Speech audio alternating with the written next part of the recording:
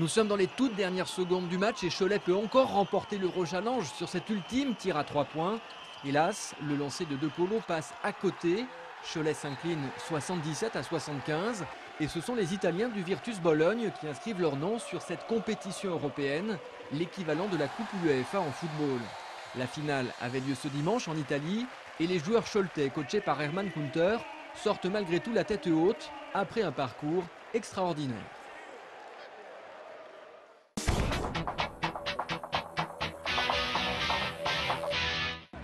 Soirée cauchemar vendredi au stade Jean-Bouin pour les hommes de Jean-Louis Garcia.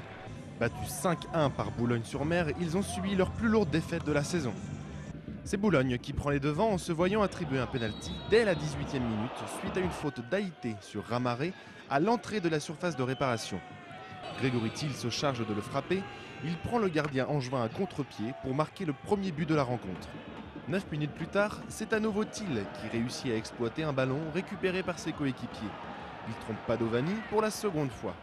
À la 33e minute, un coup franc frappé par Alexandre Cuvillier et détourné par le mur angevin permet à Boulogne de porter le score à 3-0. Ce sera la marque à la mi-temps. À la mi-temps, on peut être anéanti d'un tel scénario.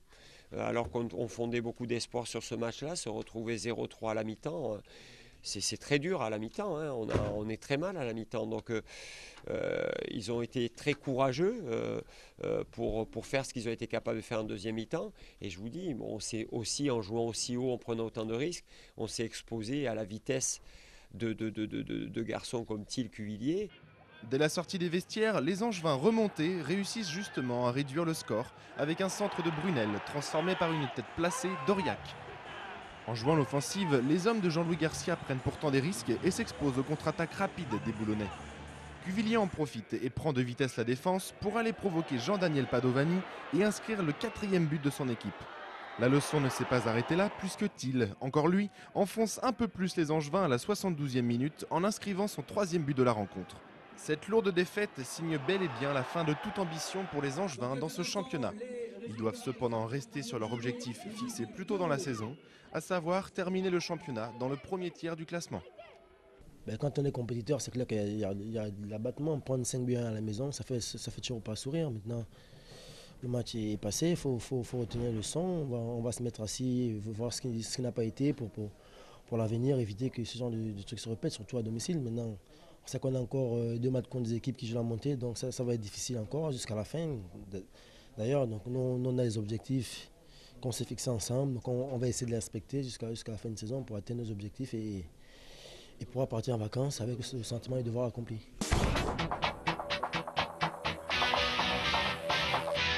Handball, les joueurs d'Angers-Noyant ont une bête noire dans ce championnat, c'est Nice. Seule équipe à les avoir battus à Jean-Bouin, les Niçois ont récidivé chez eux. Victoire 31-28 après un match serré qui se sera joué dans les 10 dernières minutes. Menés de 2 buts, les Niçois sont largement revenus au score avant de s'imposer. Du même coup, Angers-Noyant reste leader, mais Valence le talonne désormais à 1 point.